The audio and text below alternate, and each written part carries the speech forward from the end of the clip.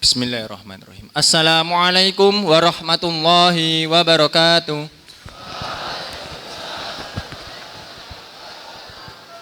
Alhamdulillah, alhamdulillah, alhamdulillah. Asyhadu an la ilaha illallah wa asyhadu anna Muhammadan abduhu wa rasuluh. Allahumma shalli ala Muhammad wa ala ali Muhammad kama shallaita ala Ibrahim wa ala ali Ibrahim wa barik ala Muhammad wa ala ali Muhammad kama barakta ala Ibrahim wa ala ali Ibrahim fil alamin innaka Hamidum Majid. Selayaknya kita mengucapkan puja puji syukur kita kepada Allah Subhanahu wa taala yang telah memberikan kita rahmat, hidayah, kesempatan, kesehatan dan segala yang kita butuhkan agar kita sekarang masih bisa bertemu dengan Ramadan yang ke-19 dan tentunya dalam keadaan Islam. Tak lupa sholawat serta salam tetap tercurahkan kepada Nabi besar Muhammad sallallahu alaihi wasallam. Wa akhirul anbiya wa imam rusul. Sebelum saya mulai, saya mengingatkan kepada seluruh santri agar menjadi santri yang baik, menjadi santri yang bersyukur, menjadi santri yang selalu tawakal, dan menjadi santri yang tak pernah putus dari doa kiai, dari doa orang tua, dan dari doa guru-guru. Sehingga kalian mendapatkan berkah dan rahmat dalam setiap langkah kalian. Pada kesempatan kali ini, izinkan saya sedikit menjelaskan kata takwa dalam Al-Quran. 3 yang akan saya sebut. Kata takwa yang pertama adalah kata takwa dengan ukhuwah Islamiyah. Lalu yang kedua adalah kata takwa dengan ilmu, literasi. Dan yang ketiga adalah kata takwa dengan tawakal, sabar, dan juga rezeki. Para santri yang berbahagia, semoga berbahagia ya. Siapa di sini hari ini yang tidak bahagia?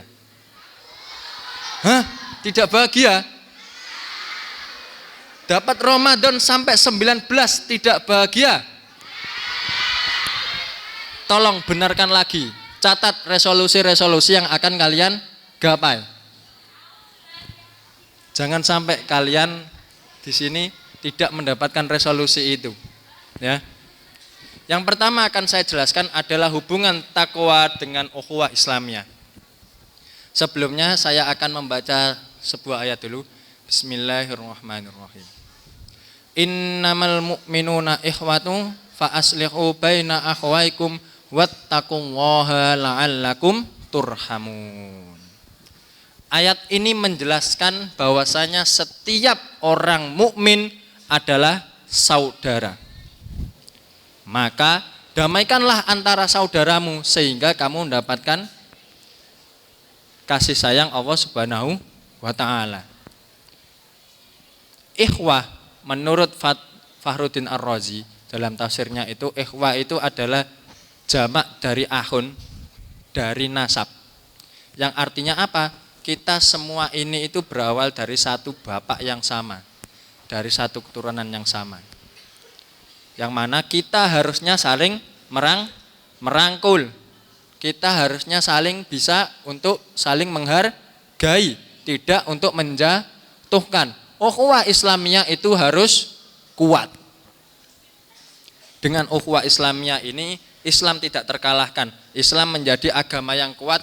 Tidak ada dasolen dan dasain yang buruk tentang Islam. Semuanya akan memandang Islam dengan baik. Akan tetapi perlu diingat, ukhuwah Islamiyah itu harus ukhuwah yang bagus. Hari ini banyak sekali terjadi ukhuwah Islamiyah yang buruk. Saya kasih satu contoh, bukber. Bukber itu ukhuwah Islamiyah apa enggak kira-kira? Iya, karena merekatkan tali silaturahmi. Benar apa enggak? Akan tetapi ada suatu masalah. Apa masalahnya? Masalahnya adalah ketika bukber melalaikan sholat maghrib, apalagi sampai meninggalkan. Terutama di kota-kota besar. Saya dapat curhatan dari teman saya. Jid, beda banget sama di pondok. Di pondok itu enak, ada peraturan. Kalau waktunya maghrib belum sampai qomat sudah masuk ke masjid. Saya bukber di sini itu. Tidak bisa seperti itu. Saya mau berangkat ke masjid, tangan saya dipegang. So alim kamu. Ini adalah sebuah hal yang buruk. Apalagi itu bukan dari satu mulut, banyak mulut. Seharusnya buka puasa bersama ini itu menjadi ukhuwah yang bagus untuk kita semua. Agar kita bisa lebih mendekatkan diri ke Allah. Kita mempererat tali silaturahmi. Nah, maka sejatinya suatu yang mubah-mubah seperti ini itu bagus. Karena apa? Suatu yang mubah ini itu menjauhkan kita dari perbuatan yang haram. Menjauhkan kita dari perbuatan yang buruk. Tapi jangan sampai meninggalkan kewajiban. Ya. Itmami mubahin yatahaqqaqu ala tarku haramim. Ketika kita melakukan sesuatu yang mubah, maka di sana ada haram yang kita tinggalkan. Contoh, ketika kita sedang belajar, kita sudah mulai bosan belajar. Belajar itu hal yang bagus ya. Kita sudah mulai bosan belajar. Aku pengen refreshing. Ngopi solusinya. Ngopi itu mubah apa enggak? Suatu yang mubah apa enggak ngopi? Boleh. Silahkan ngopi. Kalian ngambil air, minum kopi. Silahkan, fadol. Bagus. Karena apa? Dengan kalian ngopi, kalian bisa menjauhi hal-hal haram. Apalagi mungkin di otak kita misalnya, mohon maaf, mungkin ada pikiran, habis ini saya mau ngambil sandalnya ini. Tiba-tiba kepikiran ngopi. Akhirnya kita melakukan ngopi daripada kita nyuri, gosop. Itu lebih baik. Kita kembali ke ukhuwah Islamiyah. Maka seharusnya kita menjadikan ukhuwah Islamiyah itu sebagai tonggak peradaban kita. Tonggak awal mula Islam kembali berjaya. Ya. Karena Islam itu awal kali jaya itu dengan ilmu dan juga persatuan. Ketika Islam terpecah maka rusak. Maka dari itu beberapa solusi yang bisa kita ambil mungkin ukhuwah Islamiyah dengan merekatkan silaturahmi adalah melakukan bakti sosial, melakukan pengajian dan melakukan hal-hal lain.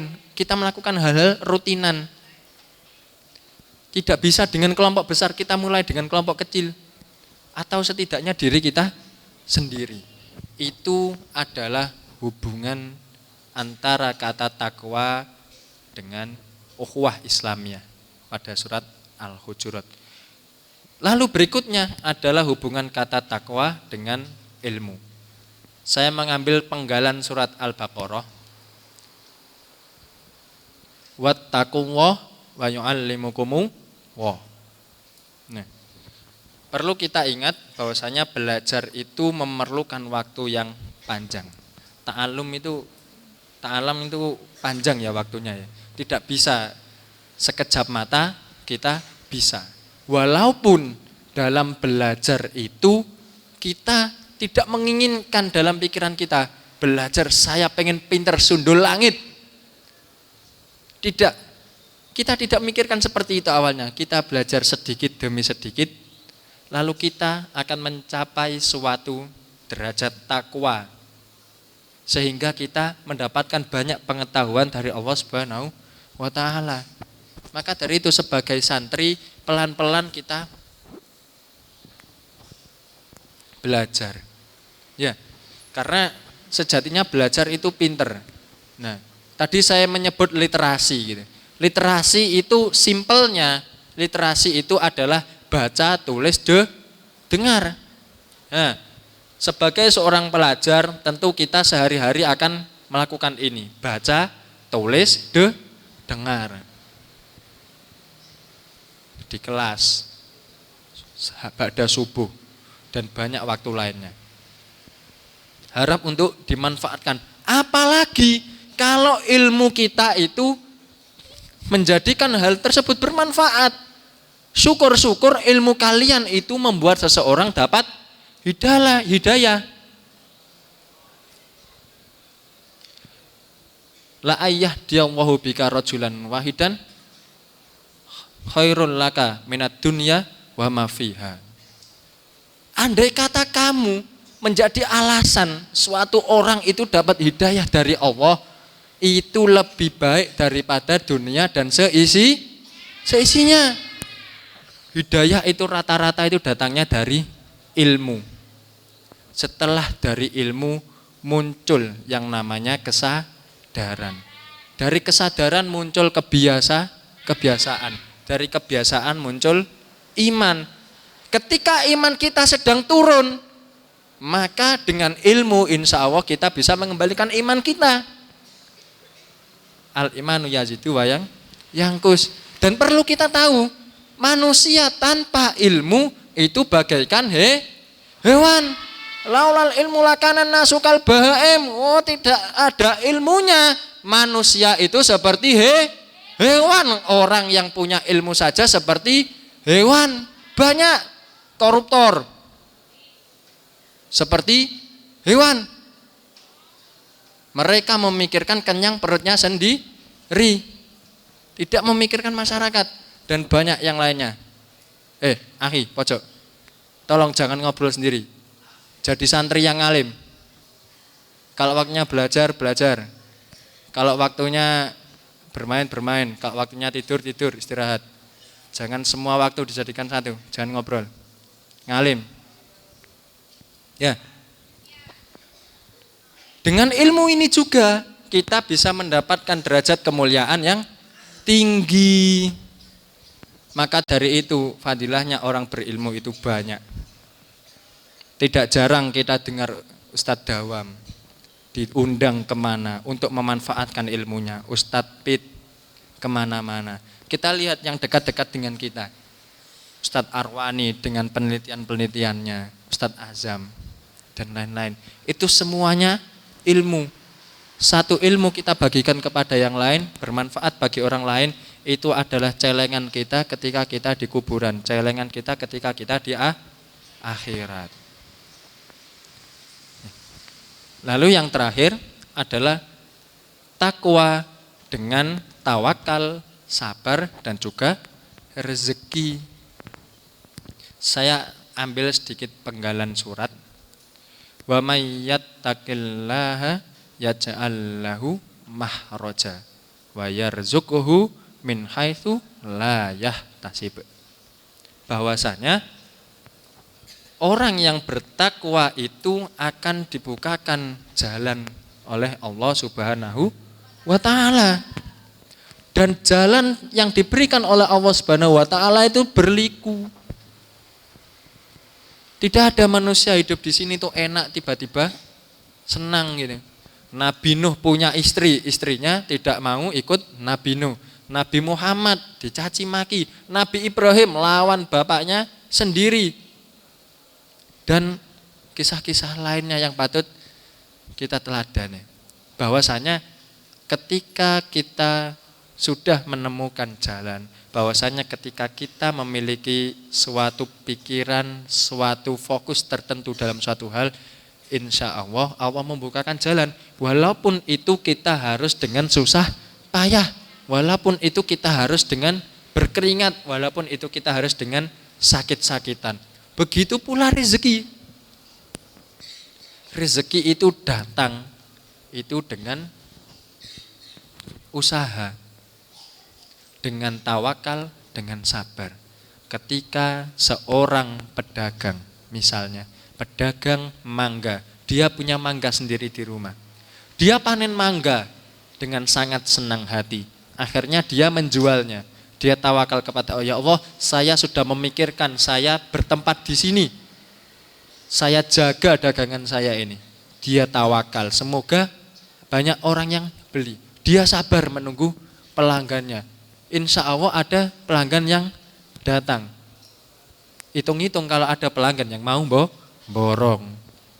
Itu sangat bagus. Dan kita tidak akan pernah tahu dari mana kita mendapatkan rezeki itu. Itu adalah buah dari tawakal dan sabar. Mungkin ini saja dari saya. Lalu perlu saya ingatkan lagi, alhamdulillah 2 hari yang lalu kita sudah melewati malam 17. Malam 17 itu malam apa, akhi? Hah? Malam nuzulul Quran. Semoga yang malam itu melakukan kegiatan malam yang bagus, tidak mendapatkan ganjaran yang baik. Yang tidur pula sama, semoga tetap mendapatkan ganjaran. Ya. Dan diingat lagi, mulai malam besok adalah malam ke-20, 10 malam terakhir dalam bulan Ramadan. Malam apa itu? Yang putra, malam apa itu 10 malam terakhir? Masya Allah, santri-santri sekarang sudah mulai ngalim ini, sudah mulai pintar satu-satu ini ya. Ya, manfaatkan waktunya dengan baik, perbanyak baca Al-Quran, perbanyak sholawat, perbanyak belajar, hitung-hitung kalian bisa infak, bisa sodakoh, itu bagus, insya Allah. Dan paling terakhir dari saya, besok adalah tanggal 20, waktunya Timnas Indonesia main. Kita doakan semoga Timnas Indonesia mendapatkan hasil yang terbaik. Amin. Adunu hada faqat minni hadanallahu wa iyyakum wal afu minkum. Wassalamualaikum warahmatullahi wabarakatuh.